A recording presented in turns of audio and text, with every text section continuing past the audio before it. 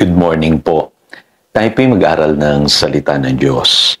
Aklat po ng mga gawa, chapter 4, verses 18 and 19.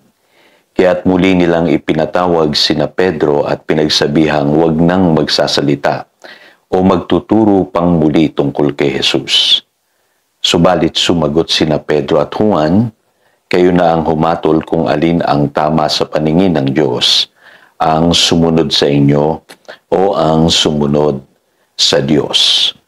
Holy boldness, isang katangian po ng mga early Christians, maging ni Peter and John, ay taglay-taglay po nila yung tinatawag na holy boldness. Sa Tagalog po, katapangan na ipangaral ang mabuting balita at manindigan sa katotohanan.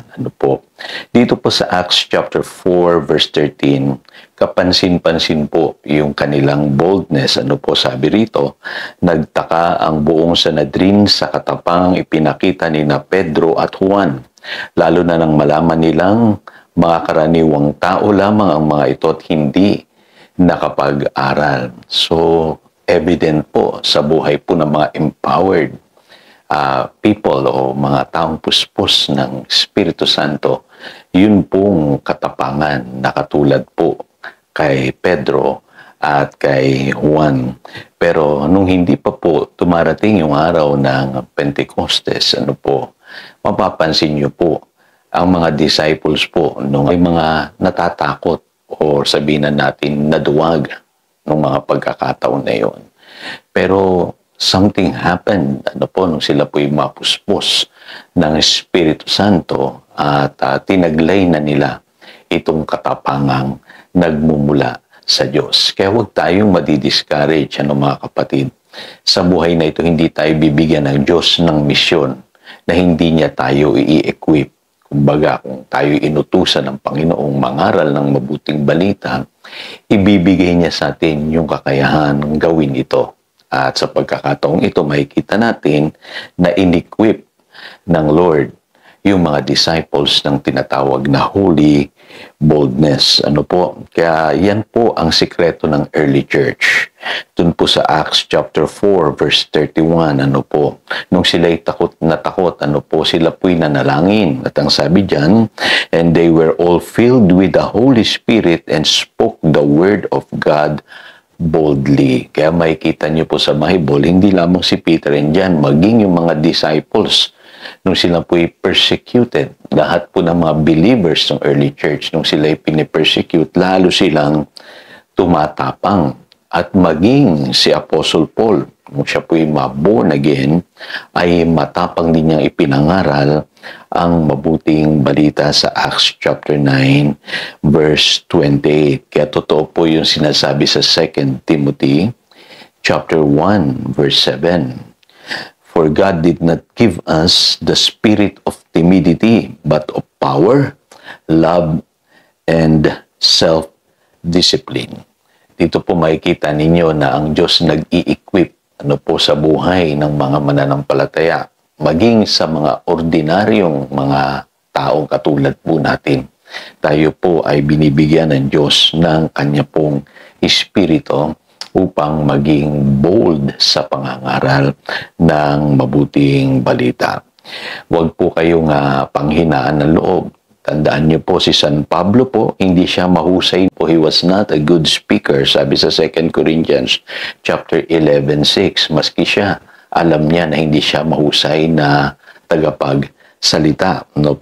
Maging si Moses, sa Exodus chapter 4 verse 10 to 12, hindi rin siya magaling magsalita. Pero sa kabila ng lahat, sila'y ginamit ng Diyos. Kaya huwag tayong manangan sa sarili nating husay o galing. Baka akala natin ay yung mga tinatawag lamang ng Diyos ay yung mga magaling mangaral o magsalita. Tandaan niyo po, kung tayo tatawagin ng Diyos na ipangaral ang mabuting balita, i-equip niya po tayo. Kaya maging bold po tayo sa pagsasalita patungkol po sa katotohanan. Kaya pinagbawalan sila Peter and John. Dito sa Acts chapter 4 verses 18 and 19. Sila'y pinagsabihan mga pinuno ng mga Hudyo Pero mapapansin po ninyo, no, kahit sila'y pinagbawalan, patuloy pa rin nilang sinunod ang Diyos at ipinangaral ang mabuting balita. Ganun po dapat tayo. Marunong tayong manindigan sa katotohanan at higit sa lahat sa mabuting balita. Sabi sa Romans chapter 16 verse 19, kung alam natin yung mabuti, be excellent on what is good. At ang sabi sa Romans chapter 1 verse 16, dapat po hindi natin ikahiya ang mabuting balita. Tayo po ay magtiwala sa kapangyarihan ng Espiritu Santo. Ano po? In sharing the good news, ang kailangan natin ay ang power ng Holy Spirit. Kaya lagi lamang po tayong mananalangin. Hingi natin na puspusin tayo ng Espiritu Santo upang may share natin ang gospel sa lahat ng mga taong nangangailangan ito. At huwag tayong madi-discourage kahit lumalaganap na ang kasamaan. Lagi niyong tatandaan, sagana ang biyaya ng Diyos at makapangyarihan ang mabuting balita. Ano po? At hindi po tayo ang magbabago sa tao. Hindi yung galing ng ating pananalita, kundi yung kapangyarihan ng Diyos. Ang mahalaga, tayo po ay manindigan sa katotohanan at huwag tayong mahiyang ipangaral ang mabuting balita kahit lumalaganap na ang kasamaan. Panghuli, sa ating pong pangangaral, kailangan po lagi tayong hihingi sa Diyos ng opportunity na gamitin tayo. Ano po, minsan po ay pwede kayong gamitin ng Diyos mismo dun sa lugar na kung saan kayo nagtatrabaho, ano po, o nag-aaral, o dun sa inyong neighborhood. May mga pagkakataon po na ibibigay sa inyo ang Diyos upang mangaral ng mabuting balita. Kailangan ay lagi po tayong handa.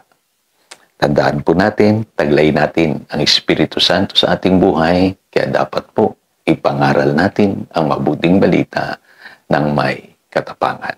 Ito si Pastor Jojo, nagpapaalala upang daluyan tayo ng pagpapala, manatili tayo sa kanyang salita. Good morning.